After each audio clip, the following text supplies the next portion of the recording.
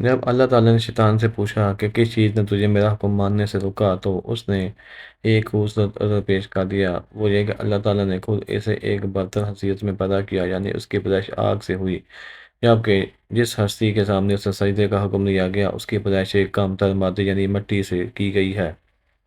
چنانچہ ایک طرف اسے برتر بنایا گیا اور دوسری طرف اسے ایک کم تر مخلوق کے سامنے جھکنے کا حکم دیا جا رہا ہے۔ اس لیے خرابی اس کے انعکاس میں نہیں، بلکہ اس حکم میں ہے جس میں بظاہر ایک غلط مطالبہ کیا گیا ہے، جو شیطان کا مقدمہ تھا، جو بظاہر بہت مضبوط اور مدلل تھا، مگر وہ کسی اور کے سامنے نہیں بلکہ اللہ تعالیٰ کے سامنے موجود تھا، جو دلوں کے بید تک جانتا ہے۔ چنانچہ اللہ تعالیٰ نے اس کے دل کی اصل حالت کو بیان کر دیا کہ تو دراصل تکبر کا شکار ہو چکا ہے، اور اس تکبر نے تجھے اس طرح اندھا کیا ہے کہ تو میرے سامنے بغاوت پر تیار ہو گیا ہے۔ اس لیے اب تجھے رندہ ترغا کیا جاتا ہے۔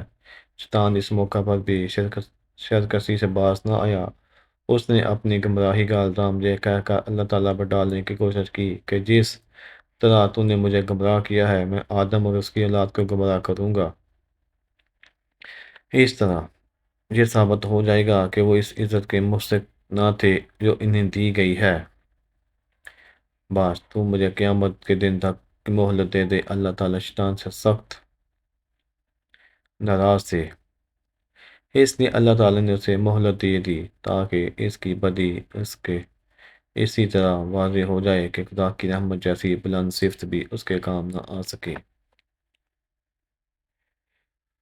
دوسری طرف حضرت آدم کو یہ حکم دیا گیا کہ وہ اپنی بیگم کے ہمراہ ایک باغ میں قیام کریں، البتہ ایک خاص تخت سے دور رہیں، اور انہیں یہ بھی بتا دیا کہ یہ ابلیس ان کا دشمن ہے، لہذا وہ اس کے دھوکے میں نہ آئیں۔ حضرت آدم و حوا کچھ عرصہ تک تو اللہ کے حکم کے پابند رہے، مگر آہستہ آہستہ شیطان نے وسوسہ انگیزی شروع کر دی۔ اس نے ان دونوں کو قسم کھا کر یہ یقین دلا کہ وہ اس درخت کا پھل کھا لیں تو انہیں ہر طرح سے فائدہ ہوگا۔ وہ دونوں اس کی باتوں میں آ گئے اور اس درخت کا پھل کھا بیٹھے، مگر اس کے نتیجے میں فوراً وہ اللہ تعالیٰ کی عطا کردہ نعمتوں سے محروم ہو گئے۔ یوں بظاہر شیطان اپنے اس چیلنج میں کامیاب ہو گیا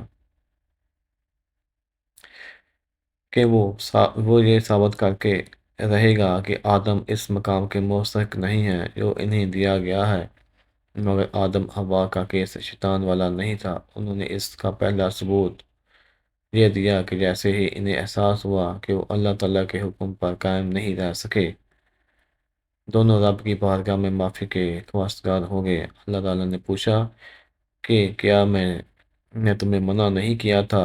یہ دوسرا موقع تھا جب حضرت آدم نے شیطان سے مختلف ہونے کا ثبوت دیا۔ انہوں نے شیطان کی طرح اپنی عمل کی کوئی تعبیر کرنے کی کوشش نہیں کی، حالانکہ وہ دونوں یہ کہہ سکتے تھے کہ ہمیں شیطان نے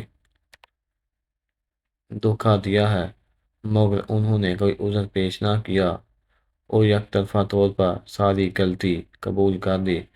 چنانچہ اللہ تعالیٰ نے انہیں معاف کر دیا۔ حضرت آدم علیہ السلام نے 960 برس زندگی پائی، جبکہ آدم علیہ السلام کی زندگی 1000 سال کی تھی، کیونکہ جب آدم علیہ السلام جنت میں تھے تو اللہ تعالیٰ نے حضرت آدم علیہ السلام کو ان کی تمام اولاد جن جن کو نبوت ملنی تھی، ان کی شخصیت اور ان کی عمر آدم علیہ السلام کے سامنے واضح کر دی۔ آپ نے جب حضرت داؤد علیہ السلام کی عمر کو 60 سال تک دیکھا تو اللہ سے کہنے لگے، اے اللہ، میری عمر کے 40 سال میرے پوتے داؤد کو دے دے۔ تو یوں آپ کی دعا قبول ہو گئی۔ اللہ نے آدم علیہ السلام کو 2 فرزند عطا کیے، حابیل اور قابیل، لیکن شیاطین کے وسوسے سے، حسد اور نفرت سے جب قابیل کے ہاتھوں سے حابیل کو قتل کروا دیا تو حضرت آدم علیہ السلام اندر سے ٹوٹ گئے اور بار بار اللہ کے دربار میں دعا مانگنے لگے کہ تم ایک دن اللہ نے جبریل میں آدم علیہ السلام کے پاس بھیجا اور فرمایا، اے آدم، تمہیں ایسا بیٹا دینے والا ہے جس کے نسب سے انبیاء اولیاء زمین تک پہنچیں گے، اس کا نام شیش رکھنا۔ شیش کا مطلب ہے اللہ تعالیٰ کا عطا کیا گیا تحفہ، اور یوں اللہ نے آدم کی نسل کو زمین پر پھیلا دیا۔ جب آدم علیہ السلام کا آخری وقت آیا تو آپ نے اپنے بیٹوں سے کہا کہ میرا جنت کے پھل کھانے کو دل کر رہا ہے۔ آپ کے بیٹے زمین پر جنت کے پھل ڈھونڈتے رہے کہ اچانک ان سے فرشتے ملے اور کہنے لگے، نبی آدم اے بنی آدم، کہاں جا رہے ہو؟ تو انہوں نے کہا، ہم اپنے بابا آدم کے لیے جنت کے پھل ڈھونڈ رہے ہیں۔ ان فرشتوں نے کہا، جاؤ، تمہارے بابا چند دنوں کے مہمان ہیں۔ آپ کے تمام فرزند دوڑتے دوڑتے آپ تک پہنچے۔ آپ پہنچے تو آدم علیہ السلام بستر بیماری پر اللہ کا ذکر کر رہے ہیں۔ بس اتنے میں موت کا فرشتہ آ پہنچا۔ جیسے ہی بی بی حوا نے موت کے فرشتے کو دیکھا تو حضرت آدم علیہ السلام سے لپٹ گئی کہ میں اپنے شوہر کو اپنے سجدہ نہیں کروں گی۔ اللہ کے نبی آدم علیہ السلام نے فرمایا، اے حوا، مجھ سے دور ہٹ جا، ایک مرتبہ پہلے بھی تیری وجہ سے جنت سے نکالا گیا ہوں۔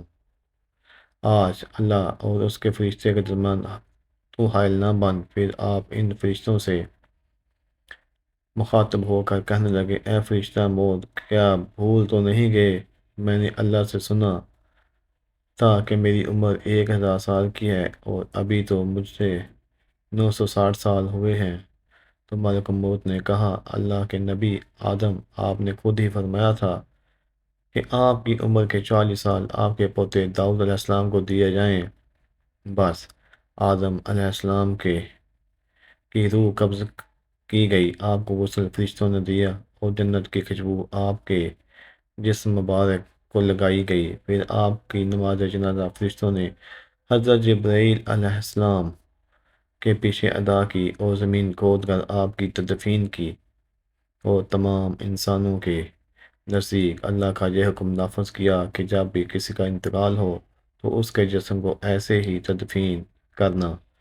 آج بھی ان فرشتوں کی سنت پر اہل ایمان عمل کر کے اپنے بزرگوں کی تدفین کرتے ہیں۔ آپ کی قبر مبارک کی جگہ کو لے کر کچھ اختلافات ہیں۔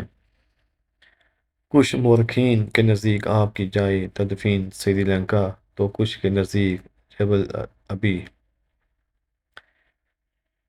قبیس، اور کچھ کے نزدیک عراق، اور کچھ کے نزدیک مصر خریف کے صحن یا اندر۔ بعض روایتوں میں یہ بھی ہے کہ حضرت آدم علیہ السلام کی روح قبض کرنے کے لیے فرشتہ موت آ پہنچا، تو آپ کے بیٹے جس کو آپ نے اپنا جان نشین بنایا تھا، حضرت شیش علیہ السلام سے کہنے لگے، اے میرے جان نشین، میں نے اللہ سے سنا تھا کہ ان قریب اسے زمین پر ایک بہت بڑا طوفان آئے گا۔ اگر تم اس وقت تک موجود رہو تو میرے جسم کو اس کشتی نور میں سوار کرنا جو نجات کا وسیلہ ہے، اور اگر تم اس وقت تک نہ پہنچو تو اپنے اولاد کو وصیت کرنا کہ میرے جسم کو کشتی نوح میں سوار کرے۔ تاریخ نے لکھا ہے، جب طوفان نوح آیا تو حضرت نوح علیہ السلام نے اپنی کشتی میں حضرت آدم علیہ السلام اور بی بی حوا کے جسم مبارک کو سوار کیا، اور بیت المقدس یا عراق میں سے جگہ تدفین کیا جہاں انہوں نے اپنی قبر بنائی۔